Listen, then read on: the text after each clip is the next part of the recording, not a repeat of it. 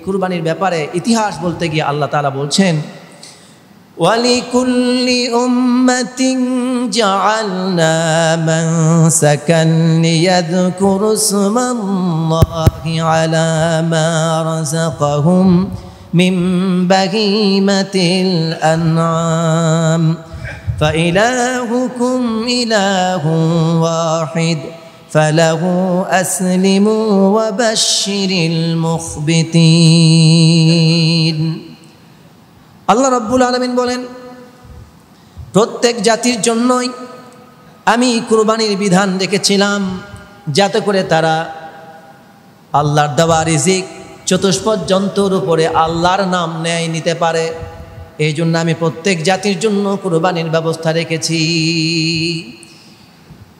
প্রত্যেকটি জাতির জন্য পৃথিবীর সূচনা লগ্ন থেকে এই কুরবানির ব্যবস্থা চালু হয়েছে।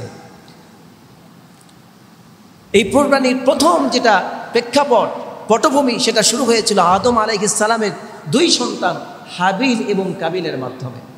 দ্বিতীয় কুরবানির পটভূমি চালু হয়েছে ইব্রাহিম আলাইহিস সালামের তার সন্তান ইসমাইল আলাইহিস সালামকে কুরবানি দেওয়ার মাধ্যমে। অর্থাৎ আল্লাহ তাআলা হযরত আদম আলাইহিস সালামের সন্তানের কথা উল্লেখ করে স্মরণ করে দিচ্ছেন এইভাবে, ওয়াতলু আলাইহিম নাবা বনাই আদম বিল হক ইয ক্বাররাবা কুরবানান ফাতুকব্বিলা মিন আহাদিহিমা ওয়া লাম ইয়াতাকাব্বাল মিনাল আখার। আল্লাহ রাব্বুল আলামিন বলেন, নবী আপনি আপনার উম্মতকে হযরত আদম আলাইহিস সালামের দুই সন্তান হাবিল এবং কাবিলের ঘটনা, কুরবানির ঘটনা তাদেরকে স্মরণ করিয়ে দিন, তাদেরকে শুনিয়ে দিন। তারা দুইজনে কুরবানি করলো। আল্লাহ রাব্বুল আলামিন তাদের এক ভাইয়ের কুরবানি কবুল করলেন, আর এক ভাইয়ের কুরবানিকে আল্লাহ তাআলা কবুল করলেন না। তাদেরও কুরবানি দিয়েছিল, তাদের একজনের কুরবানি কবুল হয়েছে, অন্যটা কুরবানি কবুল হয়নি। এখান থেকে আমার মূল যেটা বোঝানোর উদ্দেশ্য তা হচ্ছে এই যে আল্লাহ তাআলা আদম আলাইহিস সালামের শরীয়তের মধ্যেও কুরবানির ব্যবস্থা রেখেছিলেন। সর্বশেষ এরপরে আল্লাহ রাব্বুল আলামিন ইব্রাহিম আলাইহিস সালামকে বললেন কুরবানির কথা। কাকে বললেন? ইব্রাহিম আলাইহিস সালামকে। আল্লাহ রাব্বুল আলামিন ইব্রাহিম আলাইহিস সালামকে স্বপ্নে দেখালেন। হযরতে ইব্রাহিম আলাইহিস সালাম স্বপ্নে দেখতে পাচ্ছেন তার কলিজার টুকরা সন্তান ইসমাইলকে তিনি ছুরি দিয়ে জবাই করছেন, কুরবানি করছেন। নবীদের স্বপ্ন কোনো বৃথা নয়, নবীদের স্বপ্ন কখনো নিরর্থক হয় না, নবীদের স্বপ্ন আজে বাজে হয় না, নবীদের স্বপ্ন উল্টাপাল্টা হয় না। নবীরা যা স্বপ্ন দেখেন, যা আদিষ্ট হন স্বপ্নের মাধ্যমে, নবীদের স্বপ্ন হলো ওহী। আল্লাহ তাআলা নবীদেরকে যেটা স্বপ্নে দেখান সেটা আল্লাহ পাকই দেখান। আমরা যেমন স্বপ্নে যদি দেখি বউকে তালাক দিয়ে দিছি, স্বপ্নে উঠে ঘুম ভাঙার পরে বউকে যদি তালাক দেন, এই তালাক হবে না। কথা বুঝাতে পারলাম? আমাদের স্বপ্ন হয় মিথ্যা, আর নবীদের স্বপ্ন মিথ্যা না। নবীদের স্বপ্ন কি? হক। নবীদের স্বপ্ন হক, তার স্বপ্ন সত্য। হযরত ইব্রাহিম আলাইহিস সালাম স্বপ্ন দেখলেন। তিনি আল্লাহর কাছে দ্বিতীয়বার প্রশ্ন করলেন না, আয় আল্লাহ আমি স্বপ্নে দেখলাম আমার সন্তান আমি কুরবানি করছি, এটা তো বাস্তব নয়। আপনি যদি সত্যি আমার সন্তানকে কুরবানি করাতে চান তাহলে আপনি আমাকে ওহীর মাধ্যমে আদেশ করুন, সরাসরি ফেরেশতা পাঠায় বলুন। হযরত ইব্রাহিম আলাইহিস সালাম এমন কোনো প্রশ্ন করলেন না। আবার তিনি এমনটাও চিন্তা করলেন না, আমি তো স্বপ্নে দেখেছি, অতএব এই কথা মানলেই কি আর না মানলেই কি। কিন্তু ইব্রাহিম আলাইহিস সালাম আল্লাহর এতটাই প্রিয় বান্দা ছিলেন, এতটাই আল্লাহ তাআলার বন্ধু ছিলেন, নিকটবর্তী ছিলেন। তিনি তার স্রষ্টাকে, তিনি তার আল্লাহকে সন্তুষ্ট করবার জন্য স্বপ্নে দেখা আদেশ আল্লাহর নবী হযরত ইব্রাহিম আলাইহিস সালাম তার সন্তানের উপর ছুরি চালায়া বাস্তবায়ন করে প্রমাণ করে দেখায় দিয়েছেন। তিনি সন্তানকে ছুরির মধ্যে নিলেন, এরপর সন্তানকে জবাই করতে নিয়ে গেলেন, ছুরি লাগালেন গলায়, কিন্তু ছুরি কাটলো না। এই ছুরির চাকুর, এই ছুরির ধারকে বন্ধ করে দিয়েছেন কে? আল্লাহ। এরপরে আল্লাহ রাব্বুল আলামিন সেখানে জান্নাত থেকে একটি হাদিয়া পাঠিয়ে দিলেন। সেই হাদিয়ার নাম হলো দুম্বা। তার বিনিময়ে আল্লাহ তাআলা ইসমাইল আলাইহিস সালামকে আমাদের মাঝে ফিরায় দিলেন, ইব্রাহিমের কাছে ফিরায় দিলেন। আর হাদিয়া হিসাবে দুম্বা কুরবানি হয়ে গেল আর সেই কুরবানির সুন্নাত এখনো পর্যন্ত জারি আছে। মূলত আমরা যে কুরবানি করছি সেটা হলো ইব্রাহিম আলাইহিস সালামের সুন্নাত। কার সুন্নাত? আজকে ইতিহাস বলছি না, শুধু যা সংক্ষিপ্ত মূল পয়েন্টগুলো আপনাকে বলছি। তাহলে ইব্রাহিম আলাইহিস সালামের কেউ আল্লাহ তাআলা কুরবানির আদেশ করেছেন, কিন্তু সেটা কোনো বস্তু নয়, সেটা কোনো জন্তু নয়, কোনো প্রাণী নয়, সেটা ছিল নিজের কলিজার টুকরা সন্তানকে কুরবানি দিতে বলেছিলেন। এমনকি নিজের কলিজার টুকরা সন্তানকেও হযরত ইব্রাহিম আলাইহিস সালাম প্রশ্ন ছাড়া দ্বিধাহীন চিত্তে বিনা প্রশ্নে আল্লাহর জন্য কুরবানি করতে রাজি হয়েছেন এবং কুরবানি দিয়েছেন।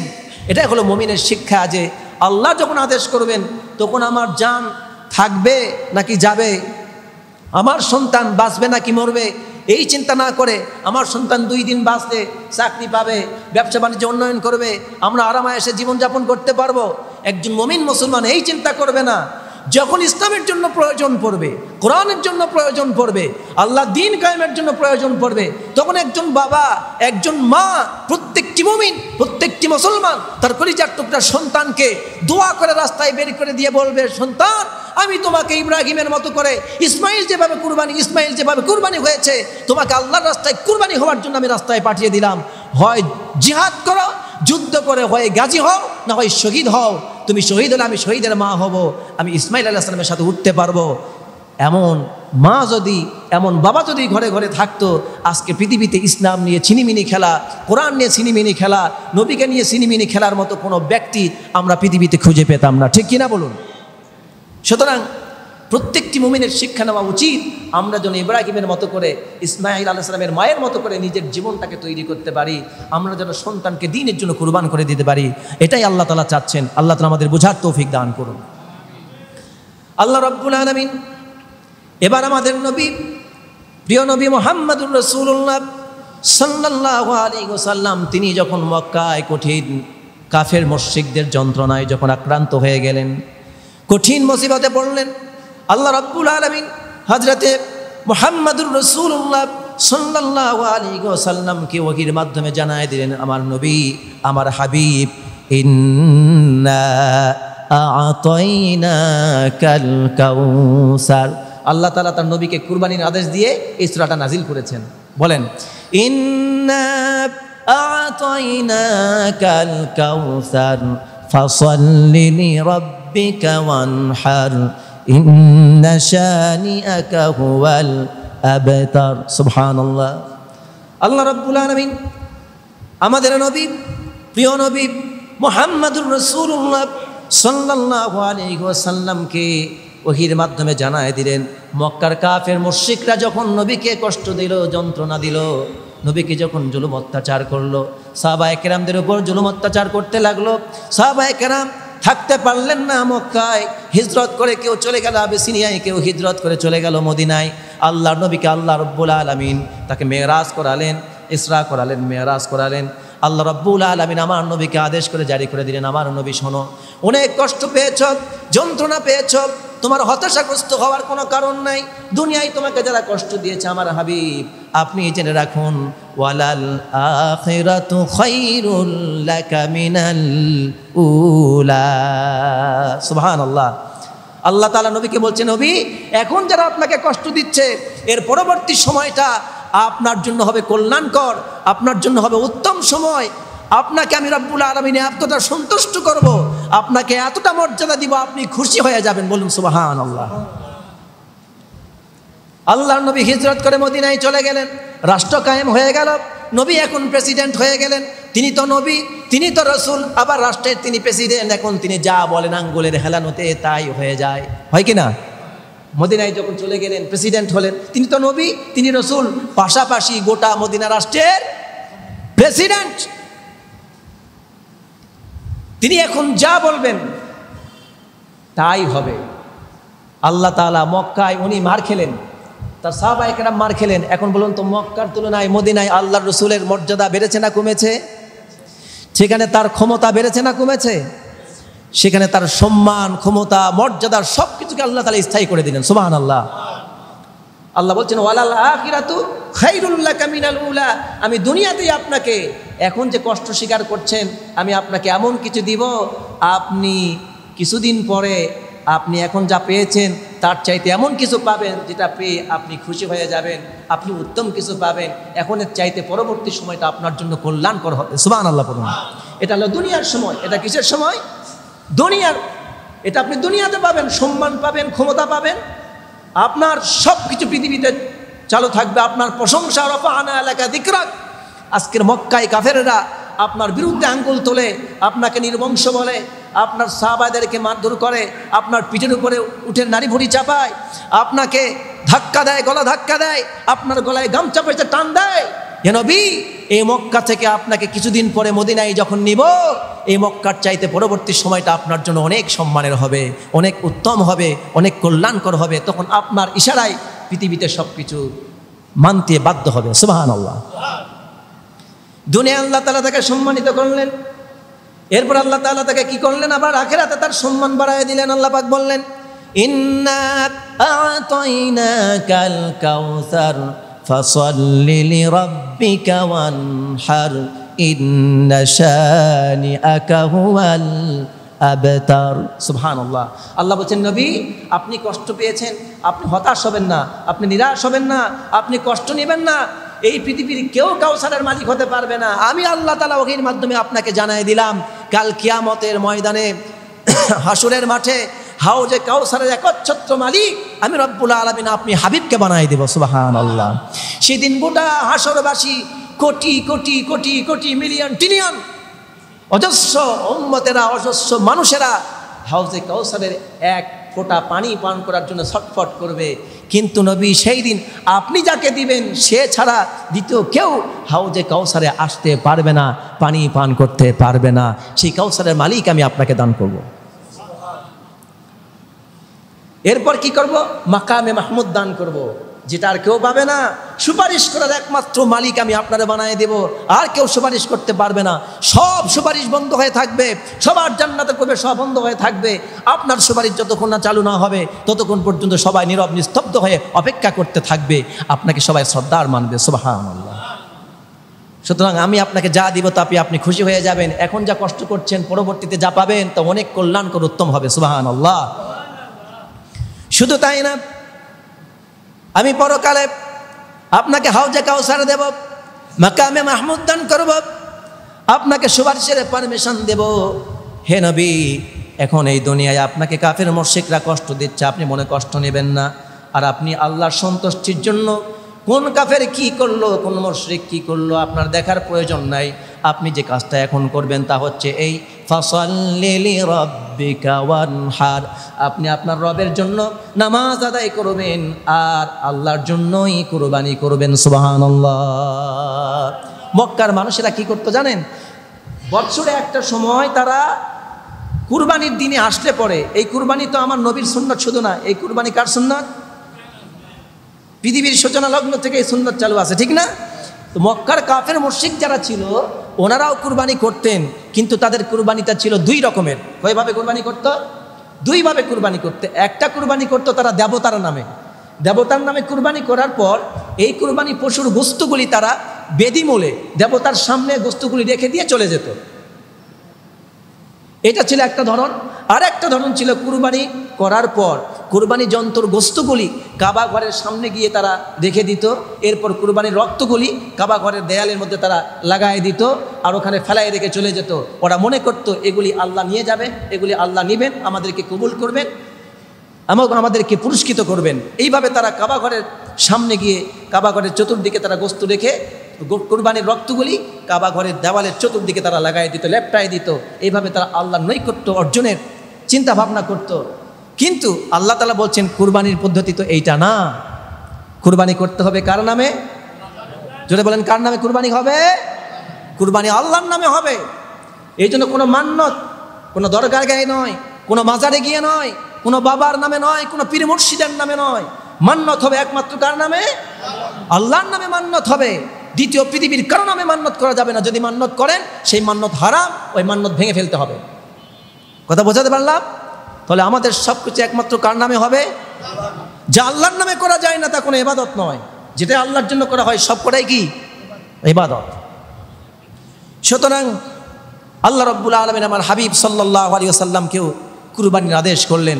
তাহলে আমরা এই সংক্ষিপ্ত আলোচনা থেকে এতটুকুন বুঝতে পারলাম যে কুরবানির বিধান আদম আলাইহিস সালামকে দিয়েছেন তার সন্তানদের প্রতি, এই কুরবানির বিধান দিয়েছেন ইব্রাহিম আলাইহিস সালামের প্রতি, এরপর এই কুরবানির বিধান দিয়েছেন সর্বশেষ আমাদের প্রিয় নবী মুহাম্মদুর রাসূলুল্লাহ সাল্লাল্লাহু আলাইহি ওয়াসাল্লামের প্রতি। সুতরাং এই কুরবানি আমাদের করতে হবে। কুরবানি করতে বলেছেন আল্লাহ তাআলার রাসূল সাল্লাল্লাহু আলাইহি ওয়াসাল্লাম। তিনি বলছেন আন আবি হুরায়রা রাদিয়াল্লাহু তাআলা আনহু قال قال رسول الله صلى الله عليه وسلم من كان له سعة ولم يضحي فلا يقربن مصلانا رواه ابن ماجه। প্রিয় নবী সাল্লাল্লাহু আলাইহি ওয়াসাল্লাম বলেছেন যে ব্যক্তির কুরবানি করার সামর্থ্য আছে এরপরও আমার যে উম্মত কুরবানি করে না, ফালা ইয়াকরাবান্না মুসাল্লানা, সে যেন আমার ঈদগাহের নিকটেও না আসে। তাহলে কুরবানি করার গুরুত্ব আছে না নাই? কুরবানির গুরুত্ব আছে। সুতরাং আসুন আমরা আজকে কুরবানির গুরুত্ব সম্পর্কে, ফজিলত সম্পর্কে কিছু কথা বললাম, গুরুত্ব সম্পর্কে কিছু কথা বললাম। কুরবানি দিলে লাভ কি? প্রিয় নবী সাল্লাল্লাহু আলাইহি ওয়াসাল্লাম কুরবানির ফজিলত সম্পর্কে কিছু কথা বলেছেন। তা হচ্ছে এই, তিনি বলছেন আন যায়েদ ইবনে আরকাম রাদিয়াল্লাহু তাআলা আনহু قال قال اصحاب رسول الله صلى الله عليه وسلم يا رسول الله ما هذه الاضاحي। তিনি বললেন হে আল্লাহর রাসূল সাল্লাল্লাহু আলাইহি ওয়াসাল্লাম কুরবানিটা কি, উদহিয়া কি? তখন প্রিয় নবী সাল্লাল্লাহু আলাইহি ওয়াসাল্লাম জবাব দিয়ে বলছেন সুন্নাত আবিকুম ইব্রাহিম, এটা হচ্ছে তোমাদের পিতা ইব্রাহিম আলাইহিস সালামের সুন্নাহ। তখন সাহাবায়ে কেরাম জিজ্ঞেস করলেন ক্বালু ফামা লানা ফিহা ইয়া রাসূলুল্লাহ, আমরা যদি কুরবানি করি তাহলে এর বিনিময়ে আমরা কি পাবো, কি সওয়াব পাবো? নবী করিম সাল্লাল্লাহু আলাইহি ওয়াসাল্লাম জবাব দিয়ে বলছেন ক্বালা বিকুল্লি শাআরাতিন হাসানা, তিনি বললেন তোমরা যদি কুরবানি করো তাহলে এই কুরবানির জন্তুর গায়ে যতগুলি পশম থাকবে প্রত্যেকটি পশমের বিনিময়ে আল্লাহ রাব্বুল আলামিন তোমাদেরকে হাসানাত দান করবেন, পুণ্য সওয়াব দান করবেন। সুবহানাল্লাহ। সুতরাং তোমরা কুরবানি করো। প্রিয় নবী সাল্লাল্লাহু আলাইহি ওয়াসাল্লামের স্ত্রী উম্মাহাতুল মুমিনিন মা আয়েশা সিদ্দিকা রাদিয়াল্লাহু তাআলা আনহা তিনি বর্ণনা করছেন আন্না রাসূলুল্লাহ সাল্লাল্লাহু আলাইহি ওয়াসাল্লাম قال ما عمل آدمي من عمل يوم النحر أحب إلى الله من إهراق الدم। তিনি বলছেন কুরবানির দিনে আল্লাহ তাআলার জন্য কুরবানির দিনে কুরবানির রক্ত প্রবাহিত করা আল্লাহ তাআলা যত পছন্দ করেন তার চাইতে অধিক পছন্দ আর কোনো আমলকে তিনি করেন না। অর্থাৎ কুরবানির দিনে কুরবানির জন্তুর রক্ত প্রবাহিত করা অর্থাৎ কুরবানি করা আল্লাহ তাআলার নিকট সবচেয়ে পছন্দনীয় আমল। এই জন্য কুরবানির দিনে অন্য কিছু জবাহ করবেন না, কুরবানির দিনে একমাত্র জবাহ করতে হবে পশু কুরবানি। এরপরে এটা করলে কি হবে বলছেন ইন্নাহা লাতাতি ইয়াউমাল কিয়ামাতি বিকুরুনিহা ওয়া আশআরিহা ওয়া আজলাফিহা ওয়া ইন্না আদ-দামা লা ইয়াকউ মিনাল্লাহি বিমাকানিন ক্বাবলা আন ইয়াকউ মিনাল আরদ। রাসূলুল্লাহ সাল্লাল্লাহু আলাইহি ওয়াসাল্লাম বলছেন যে এই পশুটাকে কুরবানি করা হচ্ছে, এই পশুটা কিয়ামতের দিন বিকুরুনিল লাতাতি ইয়াউমাল কিয়ামাতি বিকুরুনিহা, কিয়ামতের দিন এই পশুটা তার শিং নিয়ে, আশআরিহা তার শরীরের পশম চুলগুলি নিয়ে, ওয়া আজলাফিহা এবং তার খুর নিয়ে হাজির হয়ে যাবে আল্লাহ তাআলার কাছে, সাক্ষী হিসাবে দাঁড়াবে। আল্লাহ বলবে কুরবানির পশুটা আল্লাহ তোমার এই বান্দা, আমি এই পশু, আমি ছাগল, আমি গরু, আমি উট, আমি দম্বা, আমি ভেড়া, আল্লাহ তোমার জন্য আমাকে কুরবানি করেছিল, আল্লাহ তুমি তোমার এই বান্দাকে মাফ করে দাও। আল্লাহর কাছে হাজির হবে সাক্ষী হিসাবে। তখন আল্লাহ কি করবেন? আল্লাহ তাআলা সেই বান্দাকে মাফ করে দিবেন। আল্লাহ তাআলা রাসূল সাল্লাল্লাহু আলাইহি সাল্লাম বলেন তোমরা যখন কুরবানি করো এই কুরবানির রক্ত, এই কুরবানি জন্তুর রক্ত মাটি স্পর্শ করার আগেই মহান আল্লাহ রাব্বুল আলামিন তার কাছে এই রক্ত মহান মর্যাদায় পৌঁছে যায়। সুবহানাল্লাহ। এই জন্য এখান থেকে একটা ছোট্ট মাসালা আপনাদেরকে বলতে চাই, তা হচ্ছে এই আমরা দান করি না, আমরা তো দান করি। এই দান করার সওয়াবটা হলো এইরকম, আপনি যখন কোনো গরিবকে 2 টাকা 1 টাকা দান করেন, এই দানটা যখন গরিবের হাতে পৌঁছে, যে কোনো জায়গায় যখন দান করেন, মসজিদেও যদি দান করেন, আপনি যদি কোনো গরিবকেও দান করেন, যে কোনো জায়গায় দান করবেন, এই দানটা সেই জায়গায় পৌঁছার আগে আল্লাহ তাআলার দরবারে পৌঁছে যায়। এই জন্য খুলুসিয়াতের সাথে, ইখলাসের সাথে, আল্লাহকে খুশি করার জন্য, আল্লাহর কাছে পাওয়ার জন্য দান করবেন, আপনি দেখবেন লাভবান হবেন, জীবন পরিবর্তন হবে ইনশাআল্লাহ। এই জন্য আল্লাহ নবী সাল্লাল্লাহু আলাইহি সাল্লাম বলছেন তোমরা কুরবানি করো, কারণ কুরবানির রক্ত মাটি স্পর্শ করার আগে আল্লাহর কাছে পৌঁছে যায়। ফাতিবু বিহা নাফসা, অতএব তোমরা যখন কুরবানি করবে আনন্দ চিত্তে কুরবানি করবে। কুরবানি করার সময় মন খারাপ করা যাবে না, বরং কুরবানি কিভাবে করবে? আনন্দ চিত্তে কুরবানি করবে। আল্লাহ তোমার সন্তুষ্টির জন্য কুরবানি দিয়েছি, আল্লাহ এই কুরবানির বিনিময়ে তুমি আমাকে মাফ করে দাও, এমন আশা করবেন আর কুরবানি করবেন। সুবহানাল্লাহ। কুরবানি আল্লাহ রাব্বুল আলামিন আমাদেরকে দিয়েছেন। এই কুরবানিটা এটা কি নতুন বিষয়? কুরবানির বিধান কোনো নতুন বিষয় না। এই কুরবানির বিধান পৃথিবীর সূচনা লগ্ন থেকেই আল্লাহ তাআলা তার বান্দার জন্য নির্ধারিত রেখেছিলেন। প্রত্যেকটি উম্মতের জন্য, প্রত্যেক জাতির জন্য আল্লাহ তাআলা কুরবানি রেখেছেন। শুধু মুসলমানরাই নয়, অন্যান্য জাতিরাও তাদের দেবতার নামে বিভিন্ন কারণে উৎসর্গ করে, কুরবানি করে। যেটা আমরা কুরবানি করি সেটাকে তারা উৎসর্গ বলে বা অন্য নামে ব্যবহার করেন। তো আল্লাহ রাব্বুল আলামিন আমাদেরকে যখনই আল্লাহ তাআলা তার বান্দাদেরকে বিকৃত হতে দেখেছেন, সাথে সাথে আল্লাহ তাআলা তার বান্দাদেরকে তার দিকে ফিরায় নেওয়ার জন্য সুন্দর একটি ইবাদতের পদ্ধতি আমাদেরকে দিয়েছেন।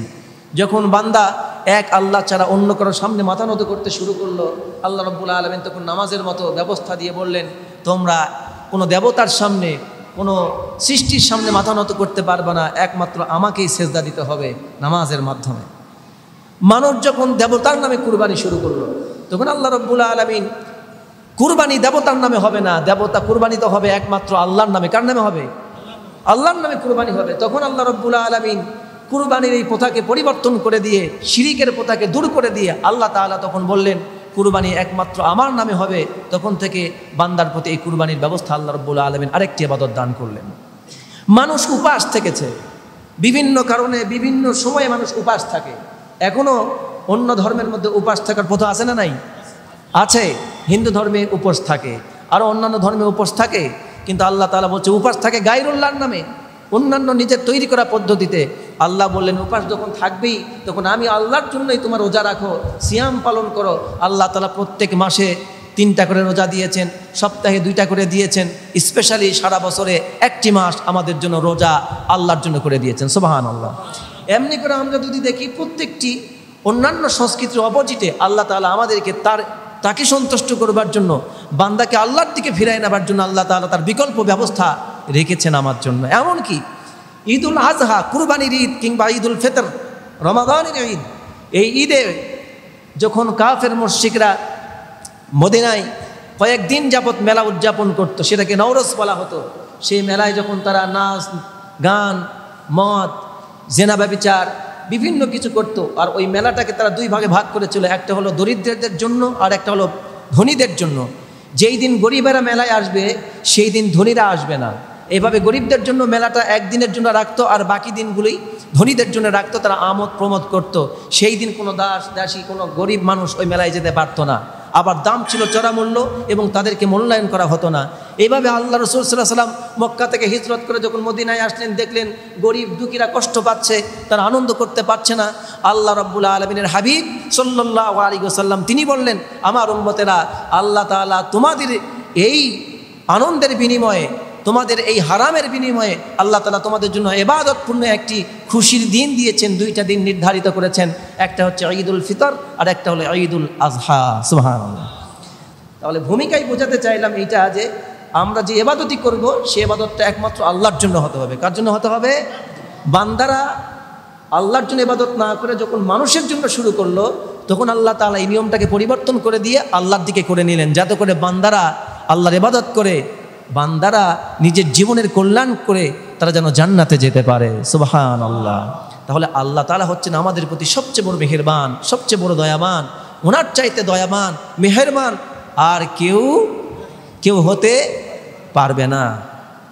সুতরাং কুরবানির এই ব্যবস্থা শুধুমাত্র আমাদের জন্য নয়, প্রত্যেক জাতির জন্যই ছিল। কুরবানির ব্যাপারে ইতিহাস বলতে গিয়ে আল্লাহ তাআলা বলছেন, وَلِكُلِّ أُمَّةٍ جَعَلْنَا مَنسَكًا لِيَذْكُرُوا اسْمَ اللَّهِ عَلَى مَا رَزَقَهُم مِّن بَهِيمَةِ الْأَنْعَامِ فَإِلَٰهُكُمْ إِلَٰهٌ وَاحِدٌ فَلَهُ أَسْلِمُوا وَبَشِّرِ الْمُخْبِتِينَ। আল্লাহ রাব্বুল আলামিন বলেন, প্রত্যেক জাতির জন্যই আমি কুরবানির বিধান রেখেছিলাম, যাতে করে তারা আল্লাহর দেওয়া রিজিক চতুষ্পদ জন্তুর উপরে আল্লাহর নাম নেয় নিতে পারে। এই জন্য আমি প্রত্যেক জাতির জন্য কুরবানির ব্যবস্থা রেখেছি। প্রত্যেকটি জাতির জন্য পৃথিবীর সূচনা লগ্ন থেকে এই কুরবানির ব্যবস্থা চালু হয়েছে। এই কুরবানির প্রথম যেটা প্রেক্ষাপট পটভূমি সেটা শুরু হয়েছিল আদম আলাইহিস সালামের দুই সন্তান হাবিল এবং কাবিলের মাধ্যমে। দ্বিতীয় কুরবানির পটভূমি চালু হয়েছে ইব্রাহিম আলাইহিস সালামের তার সন্তান ইসমাইল আলাইহিস সালামকে কুরবানি দেওয়ার মাধ্যমে। অর্থাৎ আল্লাহ তাআলা হযরত আদম আলাইহিস সালামের সন্তানের কথা উল্লেখ করে স্মরণ করে দিচ্ছেন এইভাবে, ওয়াতলু আলাইহিম নাবা বনাই আদম বিল হক ইয ক্বাররাবা কুরবানান ফাতুকব্বিলা মিন আহাদিহিমা ওয়া লাম ইয়াতাকাব্বাল মিনাল আখার। আল্লাহ রাব্বুল আলামিন বলেন, নবী আপনি আপনার উম্মতকে হযরত আদম আলাইহিস সালামের দুই সন্তান হাবিল এবং কাবিলের ঘটনা, কুরবানির ঘটনা তাদেরকে স্মরণ করিয়ে দিন, তাদেরকে শুনিয়ে দিন। তারা দুইজনে কুরবানি করলো। আল্লাহ রাব্বুল আলামিন তাদের এক ভাইয়ের কুরবানি কবুল করলেন, আর এক ভাইয়ের কুরবানিকে আল্লাহ তাআলা কবুল করলেন না। তাদেরও কুরবানি দিয়েছিল, তাদের একজনের কুরবানি কবুল হয়েছে, অন্যটা কুরবানি কবুল হয়নি। এখান থেকে আমার মূল যেটা বোঝানোর উদ্দেশ্য তা হচ্ছে এই যে আল্লাহ তাআলা আদম আলাইহিস সালামের শরীয়তের মধ্যেও কুরবানির ব্যবস্থা রেখেছিলেন। সর্বশেষ এরপরে আল্লাহ রাব্বুল আলামিন ইব্রাহিম আলাইহিস সালামকে বললেন কুরবানির কথা। কাকে বললেন? ইব্রাহিম আলাইহিস সালামকে। আল্লাহ রাব্বুল আলামিন ইব্রাহিম আলাইহিস সালামকে স্বপ্নে দেখালেন। হযরতে ইব্রাহিম আলাইহিস সালাম স্বপ্নে দেখতে পাচ্ছেন তার কলিজার টুকরা সন্তান ইসমাইলকে তিনি ছুরি দিয়ে জবাই করছেন, কুরবানি করছেন। নবীদের স্বপ্ন কোনো বৃথা নয়, নবীদের স্বপ্ন কখনো নিরর্থক হয় না, নবীদের স্বপ্ন আজে বাজে হয় না, নবীদের স্বপ্ন উল্টাপাল্টা হয় না। নবীরা যা স্বপ্ন দেখেন, যা আদিষ্ট হন স্বপ্নের মাধ্যমে, নবীদের স্বপ্ন হলো ওহী। আল্লাহ তাআলা নবীদেরকে যেটা স্বপ্নে দেখান সেটা আল্লাহ পাকই দেখান। আমরা যেমন স্বপ্নে যদি দেখি বউকে তালাক দিয়ে দিছি, স্বপ্নে উঠে ঘুম ভাঙার পরে বউকে যদি তালাক দেন, এই তালাক হবে না। কথা বুঝাতে পারলাম? আমাদের স্বপ্ন হয় মিথ্যা, আর নবীদের স্বপ্ন মিথ্যা না, নবীদের স্বপ্ন কি? হক। নবীদের স্বপ্ন হক, তার স্বপ্ন সত্য। হযরত ইব্রাহিম আলাইহিস সালাম স্বপ্ন দেখলেন। তিনি আল্লাহর কাছে দ্বিতীয়বার প্রশ্ন করলেন না, আয় আল্লাহ আমি স্বপ্নে দেখলাম আমার সন্তান আমি কুরবানি করছি, এটা তো বাস্তব নয়। আপনি যদি সত্যি আমার সন্তানকে কুরবানি করাতে চান তাহলে আপনি আমাকে ওহীর মাধ্যমে আদেশ করুন, সরাসরি ফেরেশতা পাঠায় বলুন। হযরত ইব্রাহিম আলাইহিস সালাম এমন কোনো প্রশ্ন করলেন না। আবার তিনি এমনটাও চিন্তা করলেন না, আমি তো স্বপ্নে দেখেছি, অতএব এই কথা মানলেই কি আর না মানলেই কি। কিন্তু ইব্রাহিম আলাইহিস সালাম আল্লাহর এতটাই প্রিয় বান্দা ছিলেন, এতটাই আল্লাহ তাআলার বন্ধু ছিলেন, নিকটবর্তী ছিলেন। তিনি তার স্রষ্টাকে, তিনি তার আল্লাহকে সন্তুষ্ট করবার জন্য স্বপ্নে দেখা আদেশ আল্লাহর নবী হযরত ইব্রাহিম আলাইহিস সালাম তার সন্তানের উপর ছুরি চালায়া বাস্তবায়ন করে প্রমাণ করে দেখায় দিয়েছেন। তিনি সন্তানকে ছুরির মধ্যে নিলেন, এরপর সন্তানকে জবাই করতে নিয়ে গেলেন, ছুরি লাগালেন গলায়, কিন্তু ছুরি কাটলো না। এই ছুরির চাকুর, এই ছুরির ধারকে বন্ধ করে দিয়েছেন কে? আল্লাহ। এরপরে আল্লাহ রাব্বুল আলামিন সেখানে জান্নাত থেকে একটি হাদিয়া পাঠিয়ে দিলেন। সেই হাদিয়ার নাম হলো দুম্বা। তার বিনিময়ে আল্লাহ তাআলা ইসমাইল আলাইহিস সালামকে আমাদের মাঝে ফিরায় দিলেন, ইব্রাহিমের কাছে ফিরায় দিলেন। আর হাদিয়া হিসাবে দুম্বা কুরবানি হয়ে গেল। আর সেই কুরবানির সুন্নাত এখনো পর্যন্ত জারি আছে। মূলত আমরা যে কুরবানি করছি সেটা হলো ইব্রাহিম আলাইহিস সালামের সুন্নাত। কার সুন্নাত? আজকে ইতিহাস বলছি না, শুধু যা সংক্ষিপ্ত মূল পয়েন্টগুলো আপনাকে বলছি। তাহলে ইব্রাহিম আলাইহিস সালামের কেউ আল্লাহ তাআলা কুরবানির আদেশ করেছেন, কিন্তু সেটা কোনো বস্তু নয়, সেটা কোনো জন্তু নয়, কোনো প্রাণী নয়, সেটা ছিল নিজের কলিজার টুকরা সন্তানকে কুরবানি দিতে বলেছিলেন।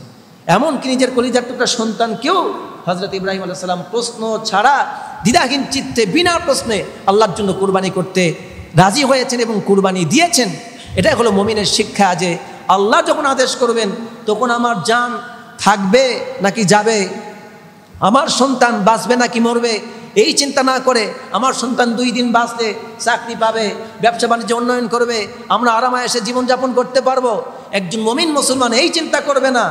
যখন ইসলামের জন্য প্রয়োজন পড়বে, কোরআনের জন্য প্রয়োজন পড়বে, আল্লাহ দ্বীন কায়েমের জন্য প্রয়োজন পড়বে, তখন একজন বাবা, একজন মা, প্রত্যেকটি মুমিন, প্রত্যেকটি মুসলমান তার কলিজার টুকরা সন্তানকে দোয়া করে রাস্তায় বের করে দিয়ে বলবে, সন্তান আমি তোমাকে ইব্রাহিমের মতো করে ইসমাইল যেভাবে কুরবানি হয়েছে, তোমাকে আল্লাহর রাস্তায় কুরবানি হওয়ার জন্য আমি রাস্তায় পাঠিয়ে দিলাম।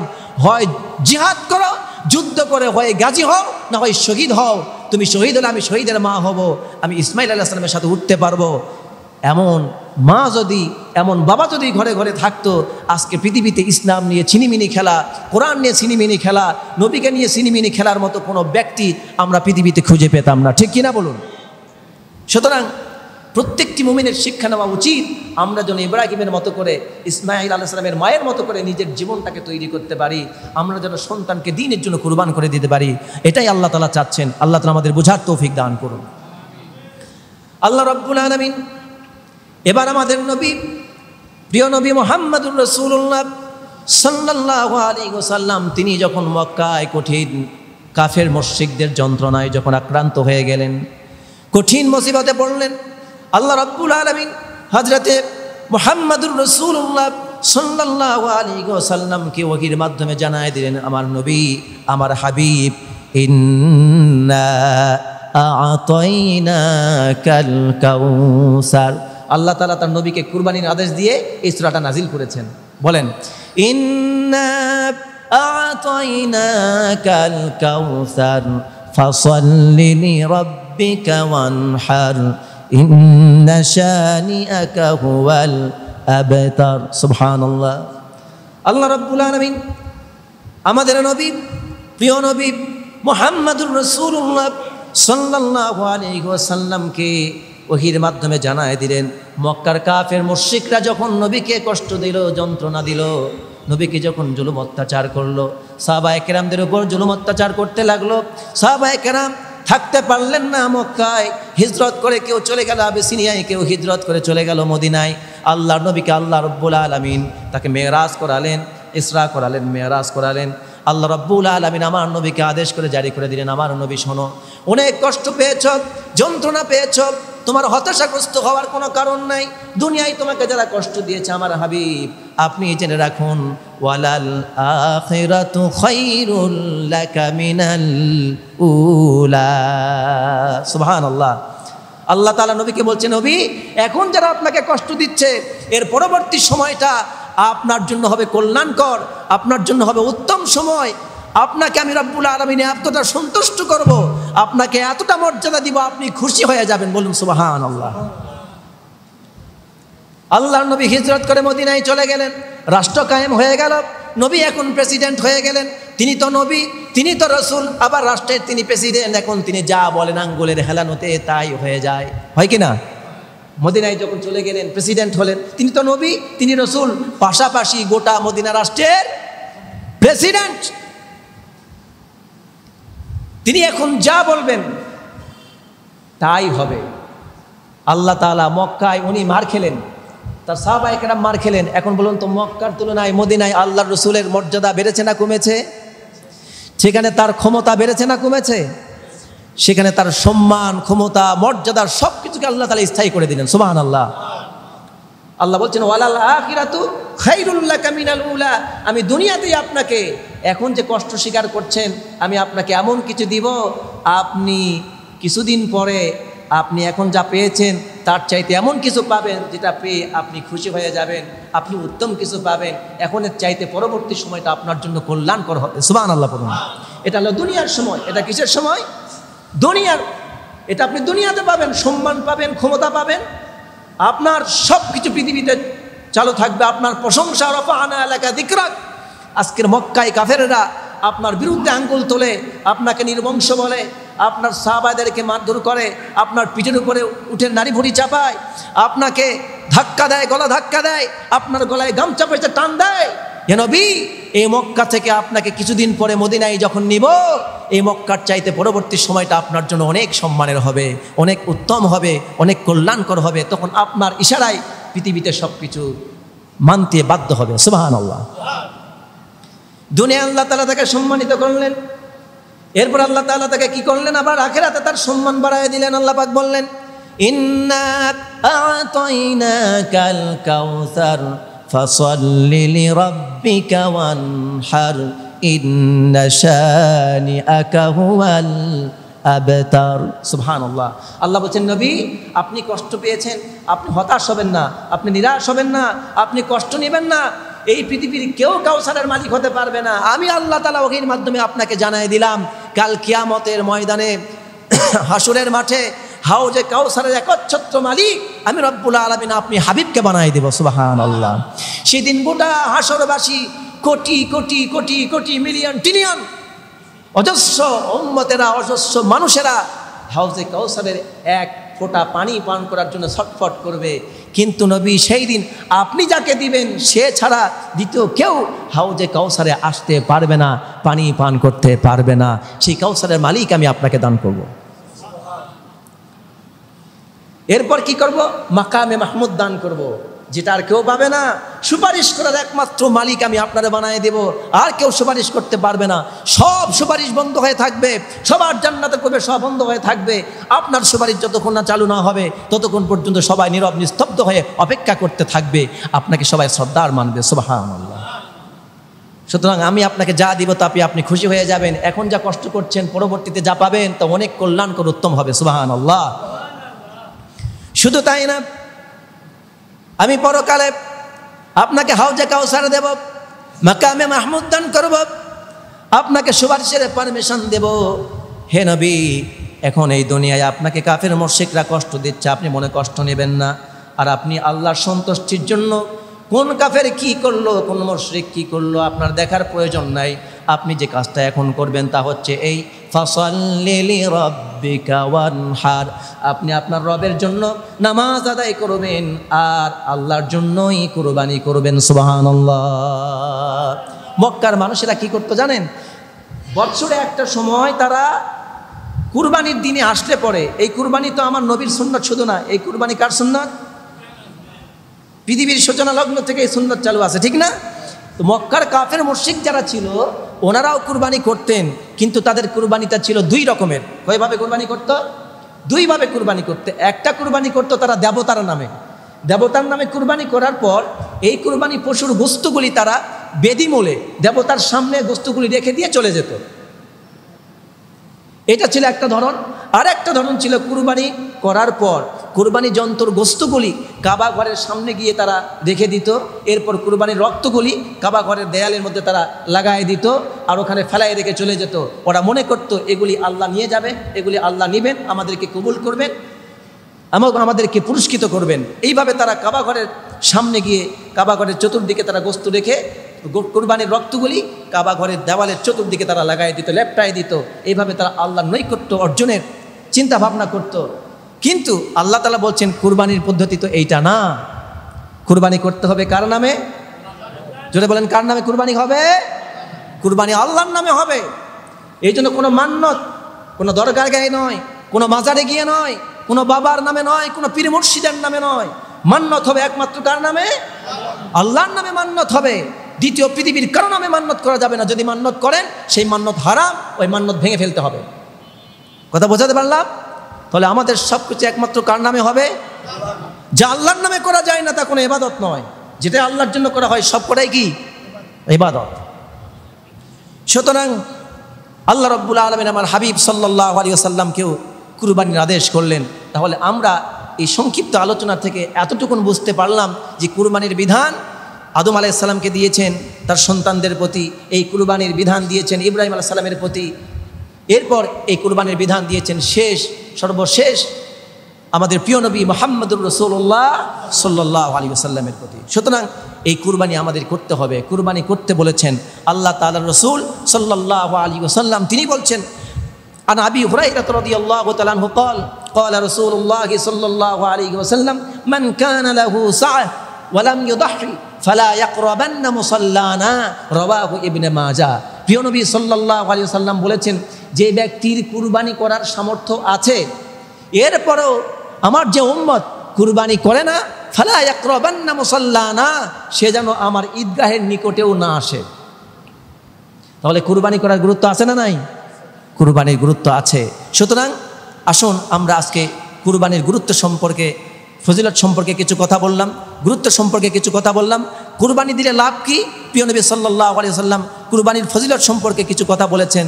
তা হচ্ছে এই, তিনি বলছেন আন যায়েদ ইবনে আরকাম রাদিয়াল্লাহু তাআলা আনহু قال قال اصحاب رسول الله صلى الله عليه وسلم يا رسول الله ما هذه الاضاحي, তিনি বললেন হে আল্লাহর রাসূল সাল্লাল্লাহু আলাইহি ওয়াসাল্লাম, কুরবানিটা কি, উদহিয়া কি?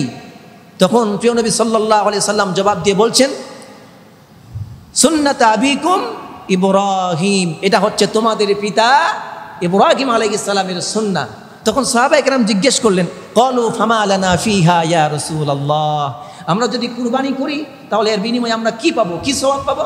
নবী করিম সাল্লাল্লাহু আলাইহি ওয়াসাল্লাম জবাব দিয়ে বলছেন ক্বালা বিকুল্লি শাআরাতিন হাসানাহ, তিনি বললেন তোমরা যদি কুরবানি করো তাহলে এই কুরবানির জন্তুর গায়ে যতগুলি পশম থাকবে প্রত্যেকটি পশমের বিনিময়ে আল্লাহ রাব্বুল আলামিন তোমাদেরকে হাসানাত দান করবেন, পুণ্য সওয়াব দান করবেন। সুবহানাল্লাহ। সুতরাং তোমরা কুরবানি করো। প্রিয় নবী সাল্লাল্লাহু আলাইহি ওয়াসাল্লামের স্ত্রী উম্মাহাতুল মুমিনিন মা আয়েশা সিদ্দিকা রাদিয়াল্লাহু তাআলা আনহা তিনি বর্ণনা করছেন আন্না রাসূলুল্লাহ সাল্লাল্লাহু আলাইহি ওয়াসাল্লাম قال ما عمل آدمي من عمل يوم النحر أحب إلى الله من إهراق الدم, তিনি বলছেন কুরবানির দিনে আল্লাহ তাআলার জন্য কুরবানির দিনে কুরবানির রক্ত প্রবাহিত করা আল্লাহ তাআলা যত পছন্দ করেন তার চাইতে অধিক পছন্দ আর কোনো আমলকে তিনি করেন না। অর্থাৎ কুরবানির দিনে কুরবানির জন্তুর রক্ত প্রবাহিত করা অর্থাৎ কুরবানি করা আল্লাহ তাআলার নিকট সবচেয়ে পছন্দনীয় আমল। এই জন্য কুরবানির দিনে অন্য কিছু জবাহ করবেন না, কুরবানির দিনে একমাত্র জবাহ করতে হবে পশু কুরবানি।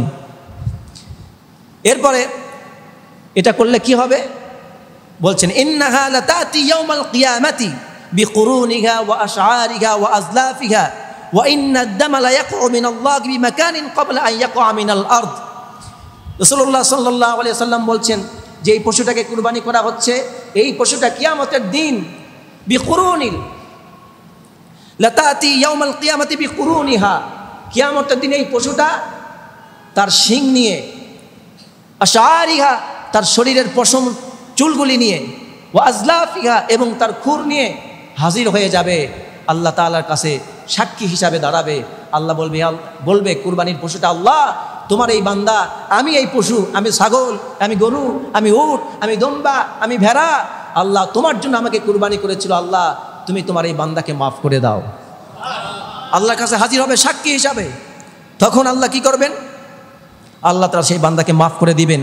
আল্লাহ তাআলা রাসূল সাল্লাল্লাহু আলাইহি সাল্লাম বলেন তোমরা যখন কুরবানি করো এই কুরবানির রক্ত, এই কুরবানি জন্তুর রক্ত মাটি স্পর্শ করার আগেই মহান আল্লাহ রাব্বুল আলামিন তার কাছে এই রক্ত মহান মর্যাদায় পৌঁছে যায়। সুবহানাল্লাহ। এই জন্য এখান থেকে একটা ছোট্ট মাসালা আপনাদেরকে বলতে চাই, তা হচ্ছে এই আমরা দান করি না, আমরা তো দান করি। এই দান করার সওয়াবটা হলো এইরকম, আপনি যখন কোনো গরিবকে 2 টাকা 1 টাকা দান করেন, এই দানটা যখন গরিবের হাতে পৌঁছে, যে কোনো জায়গায় যখন দান করেন, মসজিদেও যদি দান করেন, আপনি যদি কোনো গরিবকেও দান করেন, যে কোনো জায়গায় দান করবেন, এই দানটা সেই জায়গায় পৌঁছার আগে আল্লাহ তাআলার দরবারে পৌঁছে যায়। এই জন্য খুলুসিয়াতের সাথে, ইখলাসের সাথে, আল্লাহকে খুশি করার জন্য, আল্লাহর কাছে পাওয়ার জন্য দান করবেন, আপনি দেখবেন লাভবান হবেন, জীবন পরিবর্তন হবে ইনশাআল্লাহ। এই জন্য আল্লাহ নবী সাল্লাল্লাহু আলাইহি সাল্লাম বলছেন তোমরা কুরবানি করো, কারণ কুরবানির রক্ত মাটি স্পর্শ করার আগে আল্লাহর কাছে পৌঁছে যায়। ফাতিবু বিহা নাফসা, অতএব তোমরা যখন কুরবানি করবে আনন্দ চিত্তে কুরবানি করবে। কুরবানি করার সময় মন খারাপ করা যাবে না, বরং কুরবানি কিভাবে করবে? আনন্দ চিত্তে কুরবানি করবে। আল্লাহ তোমার সন্তুষ্টির জন্য কুরবানি দিয়েছি, আল্লাহ এই কুরবানির বিনিময়ে তুমি আমাকে মাফ করে দাও, এমন আশা করবেন আর কুরবানি করবেন। সুবহানাল্লাহ। আল্লাহ কবুল করুন, বলুন আমিন।